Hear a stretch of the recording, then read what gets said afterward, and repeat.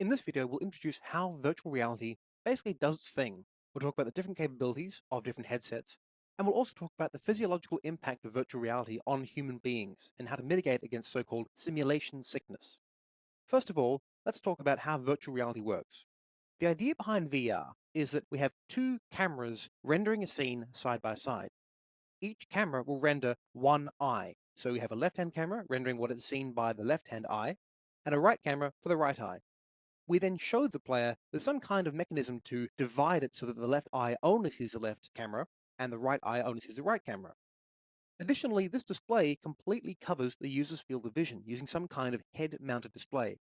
For example, the Google Cardboard unit you can see on the screen here completely covers the user's field of vision. You can't see anything other than what's visible through those lenses. Importantly, the cameras move with the user's head. When I turn my head to the left, then the cameras will also rotate around so that they track my movement. This creates the illusion that what the user is seeing is the real world. By only seeing the computer-generated rendered scene and not the real world, then it tricks the brain into thinking that what they're seeing is actually real, hence virtual reality.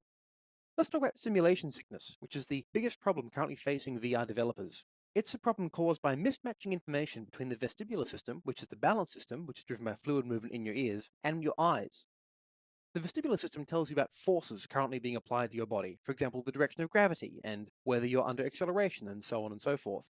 And it turns out that lots and lots of different illnesses can mess with the vestibular system. If you've ever been sick and you felt dizzy, that's your vestibular system being unsure of what's going on, and your brain can't quite figure it out.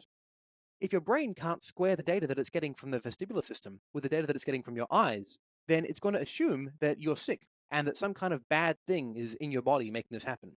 The body has a great way of dealing with sickness-causing agents, and that's vomiting.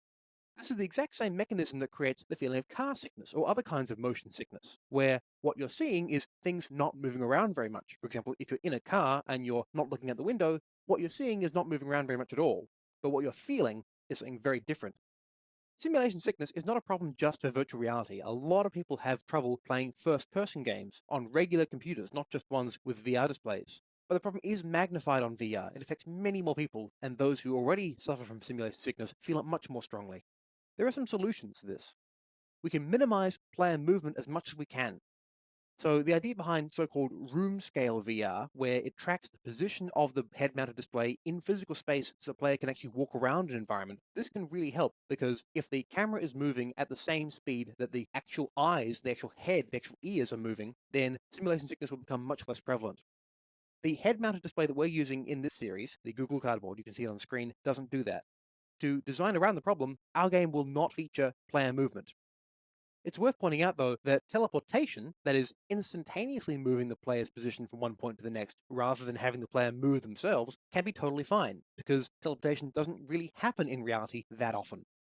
It's also really important to have a really consistent and very high frame rate. Turns out this is really important for minimizing the effects of simulation sickness, and also to minimize the latency between head movement and visual updates as well. With all that in mind, let's take a look at the hardware that we'll be using over these next few videos. There are many different headsets available on the market. One of the most popular is the Oculus Rift, which is available at oculus.com. The Oculus Rift was possibly one of the most prevalent, certainly one of the most popular headsets. Additionally, there's the HTC Vive. Its selling point is that they have got a really close partnership with the publishing company Valve, and they have it built into their Steam VR product, so there's a lot of really good support there. The one we'll be working with is Google Cardboard. This is a bit of an outlier in that it's not really a product made and sold by Google. Rather, it's a specification that Google has made, and you can actually make your own Google Cardboard. All you need is some cardboard cut into a certain shape, some lenses, and then a phone that's running software using the Google Cardboard API. A lot of different people make their own cardboard, so you can buy them from a regular supplier. So you can get this at vr.google.com/cardboard. Then click on the Get Cardboard link. And from here, you can find several Google Cardboard devices.